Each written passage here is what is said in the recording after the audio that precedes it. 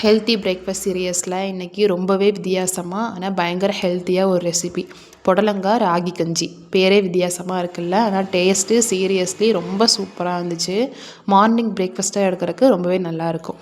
அதுக்கு நான் இன்றைக்கி புடலங்காய் எடுத்திருக்கேன், ஹாஃப் மட்டும் எடுத்திருக்கேன். நீங்கள் இதுக்கு பதிலாக சொரக்காய், பீக்கங்காய் இல்லை பூசணிக்காய் இது வேணாலும் எடுத்துக்கலாம், நீர்க்காய் எடுத்துக்கலாம். அதை நம்மளால் எவ்வளோ பொடுசாக கட் பண்ண முடியுமோ அவ்வளோ பொடி பொடியாக கட் பண்ணி எடுத்து வச்சுக்கலாம். இது கூடவே பூண்டு, அதையும் பொடுசாக கட் பண்ணி எடுத்து வச்சுக்கலாம்.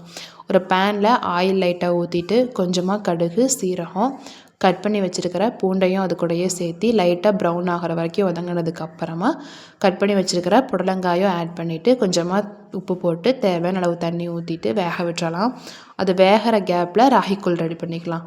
இதுக்கு நான் ஒரு 2.5 ஸ்பூன் அளவுக்கு ராகி எடுத்திருக்கேன். இது கூடவே கொஞ்சமாக உப்பையும் போட்டுட்டு தேவையான அளவு தண்ணி கொஞ்சம் தாராளமே ஊற்றிக்கலாம், எப்படி கெட்டி சேரும்.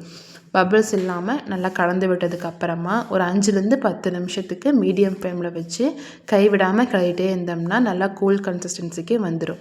இது கூடவே கொஞ்சம் மோர் மிக்ஸ் பண்ணிக்கலாம். மோர் வந்துட்டு ரொம்ப தண்ணியாகவும் இல்லாமல் ரொம்ப கெட்டியாகவும் இல்லாமல் ஓரளவுக்கு ஒரு பவுல் அளவுக்கு நான் தயிர் எடுத்துகிட்டு அது மோர் அடிச்சிருக்கிறேன். அதையும் அது கூடவே ஊற்றிட்டு நல்லா மிக்ஸ் பண்ணிக்கலாம். அது வந்து ரொம்ப கெட்டி இல்லாமல் பார்த்துக்கோங்க.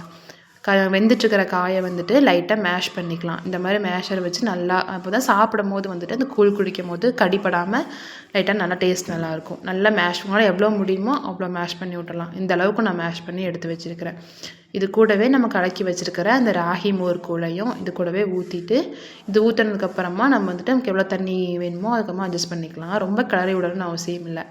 ஒரு 2லேருந்து 3 நிமிஷம் லைட்டாக கிளறி விட்டுட்டு உப்பு பத்தலைன்னா உப்பை ஆட் பண்ணோம்னா அவ்வளோதான் ராகிக்கூழ் ரெடி.